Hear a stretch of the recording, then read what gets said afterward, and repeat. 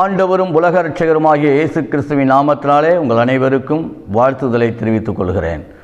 கடந்து போன 3 மாதங்களாக நம்மை கண்ணையுமே காக்கிறது போல காத்த தேவன் இந்த 4வது மாதத்தில் ஏப்ரல் மாதத்திலே அவருடைய சமூகத்திலே, அவருடைய பிரசன்னத்திலே, அவருடைய கிருபையிலே வரும்படி நமக்கு ஆண்டவர் உதவி செய்திருக்கிறார். கர்த்தர் இம்மட்டும் நம்மை நடத்தி வந்த எல்லா பாதைகளுக்காக நாம் நன்றி செலுத்தி கொண்டே இருப்போம். கர்த்தர் பெரிய காரியங்களை செய்திருக்கிறார். இது நிமித்தம் நாம் மகிழ்ந்திருக்கிறோம். கர்த்தர் தாமே கடந்து போன நாட்களிலே நமக்கு கொடுத்த வாக்குத்தத்தங்கள், வார்த்தைகள் எல்லாவற்றையும் ஆண்டவர் கனப்படுத்தி நம்மை ஆசீர்வதித்திருக்கிறார். இந்த மாதத்திலே உங்களுக்கான ஒரு வாக்குத்தத்தத்தை நான் வாசிக்கிறேன், கவனமாய் கேளுங்கள். யோவேல் எழுதின தீர்க்கதரிசன புஸ்தகம் 2ஆம் அதிகாரம் 26ஆம் வசனம். நீங்கள் சம்பூரணமாக சாப்பிட்டு திருப்தி அடைந்து உங்களை அதிசயமாய் நடத்தி வந்த உங்கள் தேவனாகிய கர்த்தருடைய நாமத்தை துதிப்பீர்கள். என் ஜனங்கள் ஒருபோதும் வெட்கப்பட்டு போவதில்லை. ஓ, என்ன அற்புதமான வசனத்தை இந்த மாதத்தில் தேவன் நமக்கு கொடுக்கிறார் பாருங்கள். நீங்கள் சம்பூரணமாய் சாப்பிட்டு, இந்த யோவேல் புஸ்தகத்தில் ஆரம்பிக்கும் பொழுது அவருடைய விளைச்சல்களிலே நஷ்டம் ஏற்பட்டிருக்கிறது. அவர்கள் தேவனை விட்டு பின்வாங்கி போனபடினாலே அவருடைய வாழ்க்கையிலே ஒரு ஆசீர்வாதம் இல்லாதபடி காணப்படுகிறார்கள். ஆனபடினாலே அங்கே பரிசுத்த உபவாச நாட்கள் எல்லாம் ஏற்படுத்துகிறார்கள். இப்படிப்பட்ட பல்வேறுபட்டதான துயரமான சம்பவங்கள் அவங்க வாழ்க்கையில் நடக்கிறது. ஆனால் இந்த வசனத்துக்கெல்லாம் வரும்பொழுது, இந்த வசனம் ஆண்டவரால் சொல்லப்படுகிற வேலை வரும்பொழுது, ஆண்டவர் ஒரு ஜனங்களை சந்தோஷப்படுத்தும்படியாக, மகிழ்ச்சிக்குள்ளாக்கும்படியாக இந்த வசனத்தை அவர் சொல்கிறார்.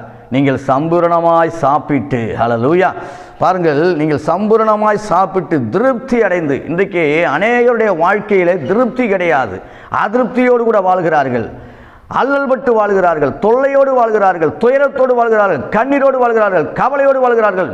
ஒரு வாழ்க்கையில் இனி ஏன் நான் வாழ வேண்டும் என்கிறதான கலக்கத்தோடு வாழ்கிறார்கள்.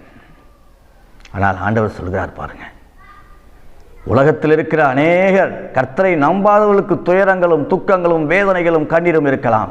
ஆனால் தேவனை நம்பி இருக்கிற உங்களுக்கு ஆண்டவர் கொடுக்கிற வாக்குத்தத்தத்தை பாருங்கள். நீங்கள் சம்பூரணமாய் சாப்பிட்டு திருப்தி அடைந்து, ஹல்லேலூயா, 5 அப்பம் 2 மீனை வைத்து 5000 பேரை போஷித்த வேளையிலே அவர் எல்லாரும் திருப்தியாக போஷித்து சாப்பிட்டார்கள் என்று சொல்லப்பட்டிருக்கிறது. திருப்தி அடைந்தார்கள். இன்றைக்கு மனிதனுடைய வாழ்க்கையில் எவ்வளவோ பணம் இருக்கிறது, பொருள் இருக்கிறது, வேலை இருக்கிறது, வருமானங்கள் இருக்கிறது, ஆசீர்வாதங்கள் இருக்கிறது. ஆனால் திருப்தியற்ற வாழ்க்கையை வாழ்ந்து கொண்டிருக்கிறார்கள். ஆனால் எனக்கு அன்பான தேவனுடைய பிள்ளைகளே, உங்களை ஆண்டவர் சொல்கிறார், நீங்கள் திருப்தி அடைவீர்கள். ஹல்லேலூயா, அதிருப்தி அடைய மாட்டீர்கள், ஆசீர்வதிக்கப்படுவீர்கள், மேன்மைப்படுத்தப்படுவீர்கள், உயர்த்தப்படுவீர்கள் என்று சொல்லி ஆண்டவர் அற்புதமாக தீர்க்கதரிசி மூலமாக சொல்கிறார் பாருங்கள். நீங்கள் சம்பூர்ணமாய் சாப்பிட்டு திருப்தி அடைந்து. இன்றைக்கி அநேகர் பாருங்கள், நல்லா சாப்பிடுவாங்க, நல்லா இது பண்ணுவாங்க, ஆனால் அவங்களுக்கு எது திருப்தியே இருக்காது பாருங்கள். நல்லா உடுத்துவாங்க, அல்லது என்ன கேட்டாலும் ஆண்டவர் அற்புதங்களெல்லாம் செஞ்சுருப்பார். ஆனால் எதை கேட்டாலும் என்னத்தை எனக்கு நடந்துச்சுன்னு சொல்லுவாங்க. ஆனால் தேவனுடைய பிள்ளைகள், தேவனுடைய நடத்தப்படுகிறவர்கள் சொல்வார்கள், சம்பூரணமாய் சாப்பிடுவது மாத்திரமல்ல, திருப்தியான ஒரு வாழ்க்கை, அமெரிக்கையான ஒரு வாழ்க்கை, ஒரு ஆசீர்வாதமான வாழ்க்கையை அவள் வாழ்வாள் என்று சொல்லுகிறார். அது மாத்திரம் அவங்களை அதிசயமாய் நடத்தி வந்த, ஹல்லேலூயா, இன்றைக்கு ஆண்டவர் நம்மை அதிசயமாய் நடத்துகிறார். ஒவ்வொரு நாளும், ஒவ்வொரு வேலையும், ஒவ்வொரு மணித்துளிகளும் பிள்ளைகளுடைய வாழ்க்கையில், நம்முடைய வாழ்க்கையில், சபையுடைய காரியங்களில், மற்றவர்களுக்கு செய்யக்கூடிய உதவியான காரியங்களில் எதுவாக இருந்தாலும் சரி, அதிசயமாய் கர்த்தர் நடத்தி வந்திருக்கிறார். இஸ்ரவேல் ஜனங்களை அதிசயமாய் நடத்தி வந்த, உன்னை அதிசயங்களை காணப்படும் என்று சொன்ன தேவன் ஆழங்களிலே அற்புதம் செய்தார், ஆடைகளிலே ஒரு அற்புதத்தை செய்தார், ஆகாரத்திலே ஒரு அற்புதத்தை செய்தார், அதிசயத்தை செய்தார். அதுபோல உங்கள் வாழ்க்கையில் இந்த நாட்களில் அதிசயமாய் நடத்தி, எப்படி இது நடந்துச்சு, இது எப்படி கர்த்தர் எப்படியெல்லாம் செய்ய முடியுமா என்கிற அளவுக்கு, மற்றவர்கள் ஆச்சரியப்படுகிற அளவுக்கு கர்த்தர் அதிசயமாய் நம்மை நடத்தி வந்திருக்கிறார். மாத்திரமல்ல, அப்படி நடத்தி வருகிறதான வேலையிலே அவருடைய நாமத்தை நாம் என்ன செய்ய வேண்டும் என்றால் துதிக்க வேண்டும், மகிமைப்படுத்த வேண்டும். கர்த்தர் எங்களுக்கு பெரிய காரியங்களை செய்தார் என்று சொல்லி அவருக்கு நன்றி செலுத்த வேண்டும். உங்கள் வாழ்க்கையில் தேவன் செய்த எல்லா நன்மைகளுக்காக நீங்கள் அவருக்கு நன்றி செலுத்துவர்களாக இருக்கிறீர்களா? தேவனிடத்தில் வந்த 10 குஷ்டரோகிகள் 10 பேரையும் சுகமாக்குகிறார். ஆனால் ஒருவன் மாத்திரம் வந்து அவருக்கு நன்றி செலுத்துகிறான். இன்றைக்கு நன்றி செலுத்துகிற ஒரு அனுபவம் இல்லாதபடியினாலே, நன்றியுள்ள இருதயம் இல்லாதபடினாலே, நன்றி அறிதல் இல்லாதபடினாலே இன்றைக்கு அநேகருடைய வாழ்க்கையில மேற்கொண்டு ஆசீர்வாதங்களையும் நன்மைகளையும் அவர்கள் பெற்றுக்கொள்ள முடியவில்லை. ஆண்டவர் சொல்றாரு, நன்றி செலுத்த வேண்டும். அதிசயமாய் நடத்தி வந்த தேவனுக்கு நாம் நன்றியாய் இருக்க வேண்டும். ஹல்லேலூயா. நடத்தி வந்த தேவனாகிய கர்த்தருடைய நாமத்தை என்ன செய்ய வேண்டும்? துதிக்க வேண்டும். கர்த்தர் செய்த நன்மைகள், கர்த்தர் செய்ததான செயல்கள், அவர் பாராட்டின கிருபைகளை நினைத்து நினைத்து ஒவ்வொரு நாளும் நாம் துதி செலுத்திக் கொண்டே இருக்க வேண்டும். அப்படி செலுத்தும் பொழுது கர்த்தர் புதியவைகளை கர்த்தர் செய்கிறது மாத்திரமல்ல, ஆண்டவர் சொல்றாரு, என் ஜனங்கள் என்று சொல்கிறார். நாமெல்லாம் யார்? தேவாதி தேவன், வானத்தையும் பூமியையும் படைத்த சர்வ வல்லமை உள்ள தேவன். அவர் நம்முடைய தேவனாய் இருக்கிறபடினாலே, அவருடைய பிள்ளைகளாய் நாம் இருக்கிறபடினாலே நாம் ஒருபோதும் வெட்கப்பட்டு போக விடவே மாட்டார். கண்ணீர் விட்டு கலங்கிவிட விடவே மாட்டார். துயரப்பட்டு துக்கப்பட்டு வேதனைப்பட்டு கண்ணீர் விட்டு கதறுகிற அந்த நிலைமையை விடவே மாட்டார். ஏனென்றால் அவர் அதிசயமாய் நடத்தி வந்த தேவன், அற்புதமாய் நடத்துகிற தேவன். என் ஜனங்கள் என்று சொல்லுகிறார். அவருடைய ஜனங்களை ஒருபோதும் அவர் வெட்கப்பட்டு போக விடவே செய்ததில்லை. அவர் ஜனங்களை ஒருபோதும் அவர் கைவிட்டதே இல்லை. அவரை நம்பியிருக்கிற ஜனங்களை ஒருபோதும் அவர் விட்டு விலகினதே இல்லை. என் ஜனங்கள் ஒருபோதும் வெட்கப்பட்டு போவதில்லை என்று ஆண்டவருடைய வசனம் சொல்லுகிறது. என் ஜனங்கள் ஒருபோதும் வெட்கப்பட்டு போவதில்லை. வெட்கம், வேதனைகள், நாம் இனி எழுந்திருக்க முடியாது என்று சொல்லக்கூடிய துயரமான சம்பவங்களை பிசாசான் கொண்டு வருவான். ஆனால் வெட்கம் எதிரிக்கு தானே தவிர உங்களுக்கு சந்தோஷத்தை தேவன் தருவார். ஹல்லேலூயா. ஆண்டவர் அப்படிப்பட்ட காரியங்களை இந்த மாதத்தில் செய்ய போகிறார். நீங்கள் சம்பூரணமாய் சாப்பிட்டு திருப்தி அடைந்து அதிசயமாய் நடத்தி வந்த தேவனை துதிப்பீர்கள். இந்த மாதம் முழுவதும் நீங்கள் தேவன் செய்த நன்மைகளுக்கெல்லாம் துதித்து கொண்டே இருக்க போகிறீங்க. பாருங்கள், உங்கள் பிள்ளைகளுடைய வாழ்க்கையில் தேவன் செய்த நன்மைகளுக்காக துதிக்க போகிறீங்க. உங்களுடைய தனிப்பட்ட வாழ்க்கையில் தேவன் செய்த நன்மைகளுக்காய் துதிக்க போகிறீங்க. சபை காரியங்களில் தேவன் செய்த நன்மைகளுக்காய் துதிக்க போகிறீங்க. பிள்ளைகளுக்கு கொடுத்த உயர்வுக்காய் நீங்கள் துதிக்க போகிறீங்க. பிள்ளைகளுக்கு நடக்க போகிற திருமண காரியங்களை நினைத்து துதிக்க போகிறீங்க. பிள்ளைகளுக்கு கிடைத்த வேலைகளுக்காக நீங்கள் துதிக்க போகிறீங்க. கர்த்தர் உங்கள் வாழ்க்கையிலே அடுத்து எல்லைகளுக்குள்ளே நீங்கள் செல்ல செல்ல செல்ல நீங்கள் துதியையும் ஸ்தோத்திரத்தையும் ஏறெடுத்துக் கொண்டே இருக்க போகிறீங்க. அப்படிப்பட்ட கிரியைகளை தேவன் உங்களுக்கு ஆண்டவர் செய்ய போகிறார். பாருங்கள், இன்னொரு வசனத்தை நான் வாசிக்கும் பொழுது சங்கீதம் 22:5 நான் வாசிக்கிறோம். ஒரு அற்புதமான வசனம்.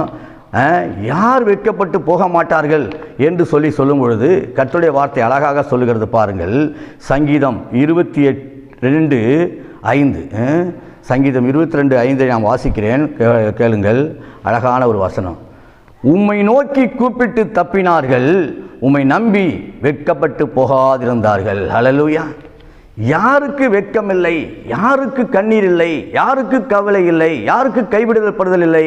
யாருக்கு துயரம் இல்லை? யாருக்கு துக்கம் இல்லை? யாருக்கு வேதனை இல்லை என்றால் அவரை நம்பி இருக்கிறவர்களுக்கு. ஹல்லேலூயா. தேவனை நம்பி இருக்கிறவர்கள் ஒருபோதும் வெட்கப்பட்டு போக விடவே மாட்டாருங்க. கர்த்தரை மட்டும் நம்பி, கர்த்தரை மட்டும் நம்பி இருக்கிற நமக்கு ஒரு நாளும் வெட்கமே இல்லை. நீங்கள் யாரை நம்பிக்கொண்டிருக்கிறீர்கள்? உங்கள் பணத்தை நம்புகிறீர்களா? உங்கள் அழகை நம்புகிறீர்களா? உங்கள் பிள்ளைகளை நம்புகிறீர்களா? உங்களுடைய உறவினர்களை நம்புகிறீர்களா? உங்களுக்காக ஏதாவது சோர்ஸ் இருக்கிறதே அதை நம்புகிறீர்களா? அல்லது ஃபைனான்ஸ் பேக்ரவுண்டு உள்ள மக்களை நீங்கள் நம்புகிறீர்களா? இல்லை. நீங்கள் நம்ப வேண்டிய ஒரே ஒருவர், நம்பிக்கைக்கு உரிய ஒரே ஒருவர் நம்முடைய ஆண்டவராக இருக்கிறார். அவரை நம்புகிறவர்கள் வெட்கப்பட்டு போகவே மாட்டார்கள். உம்மை நோக்கி கூப்பிட்டு தப்பினார்கள், உம்மை நம்பி வெட்கப்பட்டு போகாதிருந்தார்கள். ஹல்லேலூயா. தேவனை நம்பியிருக்கிற நீங்கள் இந்த மாதம் வெட்கப்பட்டு போக மாட்டீங்க. இனி உங்கள் வாழ்நாளில் வெட்கப்பட்டே போக மாட்டீங்க.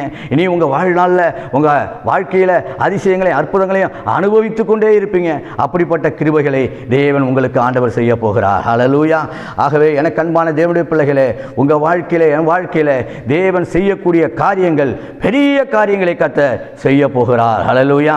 இன்னொரு வசனத்தை நான் வாசிக்கிறேன். ஏசாயா 49:23 வசனத்தில் நாம் வாசிக்கிறோம்.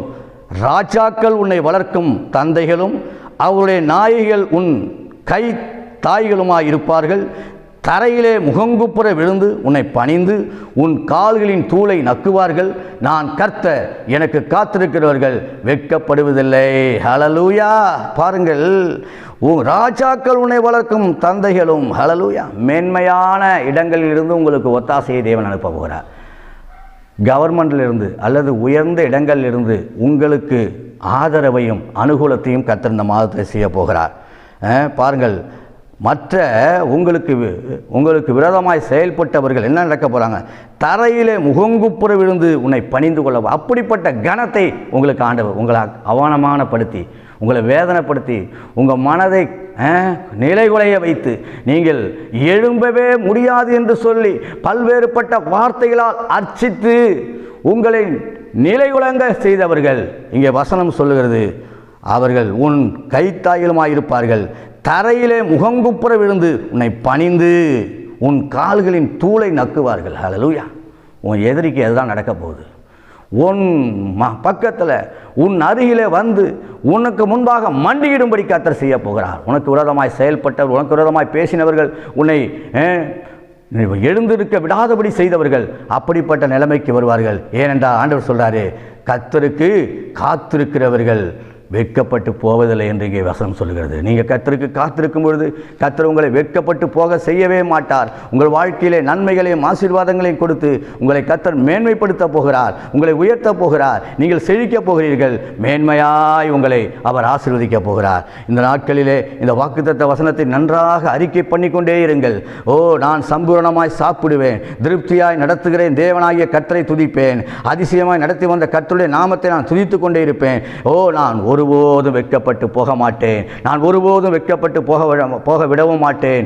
அது மாத்திரமல்ல, மற்றவர்களையும் வெட்கப்பட்டு போக செய்ய மாட்டார் என்று சொல்லி நீங்கள் என்ன செய்ய வேண்டும் என்றால் அறிக்கை செய்து கொண்டே இருக்க வேண்டும். என்றால் வெட்கப்பட்டு போகாதபடி செய்கிற தேவன் நம்முடைய வெட்கத்தை எல்லாம், நம்முடைய துக்கத்தை எல்லாம், நம்முடைய வேதனையெல்லாம் கல்வாரி சிலுவையிலே சுமந்து தீர்த்தபடினாலே நமக்கு வெட்கம் இல்லை, நமக்கு வேதனை இல்லை, நமக்கு சோதனை இல்லை, நமக்கு துன்பம் இல்லை, நமக்கு துயரம் இல்லை, நமக்கு ஆறுதலும் சமாதானத்தையும் தேவன் கட்டளையிட்டு கொண்டே இருக்கிறார். ஹல்லேலூயா!